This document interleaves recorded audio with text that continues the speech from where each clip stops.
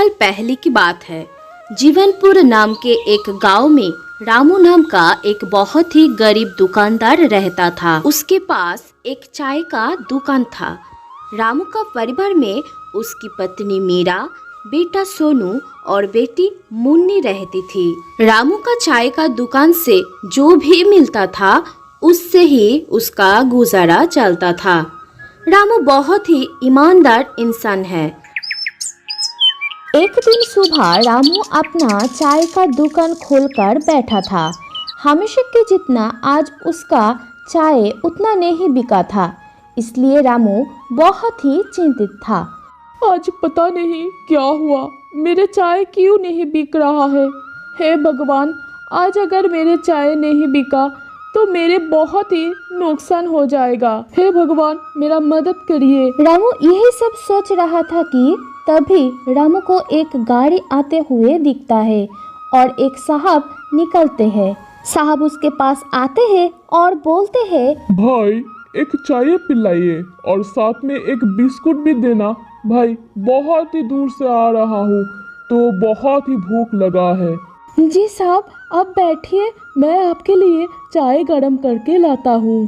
साहब ने चाय पिया और वहाँ से चला गया।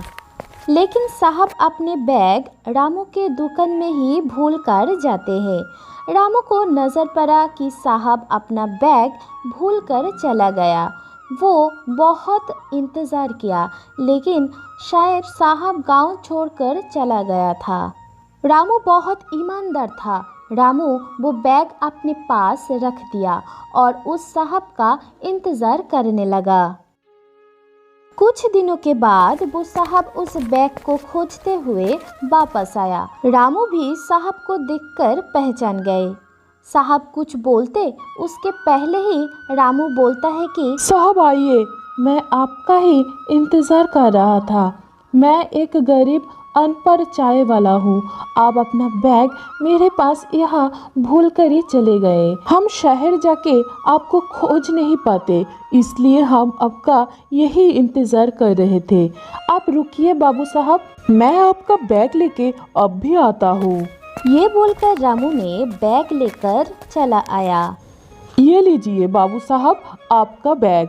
अब देख लीजिए सब कुछ ठीक है ना। मैं आपका बैग खोलकर तो देखा नहीं हूँ बाबू, बस मैं आपका इंतज़ार में ही था। अब आप आ गए हैं तो मैं बैग देकर आपको निश्चिंत हो गया हूँ। रामू का ऐसा व्यवहार देख के बाबू साहब अपने परिचय देते हुए बोलते हैं, रामू, तुमको पता नहीं है मैं कौन हूँ। मैं तुम्हारे इस शहर में न्यू कलेक्टर हूँ और इस बैग में पता है क्या है? इसमें सरकारी कागजात है और नगद 5 लाख रुपया है। मैं तुम्हारा इस गांव में कुछ सर्वेक्षण करने के लिए आया था और इस बैग को यहाँ पर ही भूल गया। रामू जी, आपका बहुत बहुत धन्यवाद। रामू, कल तुम मेरे दफ्तर में आओ, कुछ बात करना है। कल याद से चले आना, भूलना मत। अगले दिन रामू साहब का बात मानकर सुबह कलेक्टर के ऑफिस जाते हैं। रामू को देखकर कलेक्टर साहब बहुत ही खुश हो जाते हैं और बोलते हैं, रामू, आज से तुम मेरे साथ ही रहोगे और मैं तुम्हारा ईमानदारी को देखते हुए सरकार से अनुरोध किया था कि तुमको सरकार से कुछ इनाम मिले।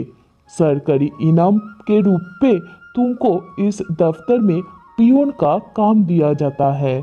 अगर करना है तो तुमको 15,000 सैलरी और रहने को घर मिलेगा सरकार से। रामू बहुत ही खुश होता है। बाबू साहब, आपका बहुत बहुत धन्यवाद। मैं यहाँ काम करूँगा। अरे रामू, धन्यवाद तो मुझे तुमको करना चाहिए। तुमने जो काम किया है उस काम के लिए ये बहुत ही छोटा इनाम है।